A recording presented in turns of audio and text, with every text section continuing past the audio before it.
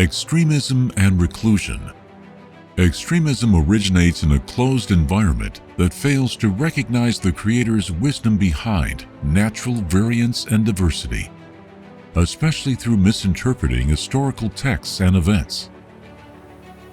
Extremism relied on a narrow-minded view that neither recognizes the nature of creation nor the needs of humanity.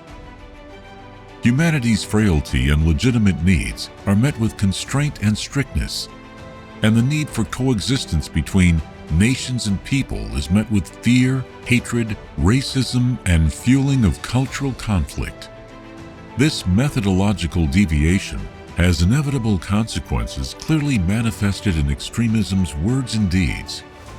Extremism, in all its forms, is founded on deviant intellectual isolation that is fed by a doctrine of hatred, malice, and engaging all factions to historical arguments credited to their originators. Extremism is indifferent to its opposition, even if it's represented in a unanimous refusal of its risks. It prides itself on being the saved sect amongst all people on earth, condemning all others to deviation and ruin.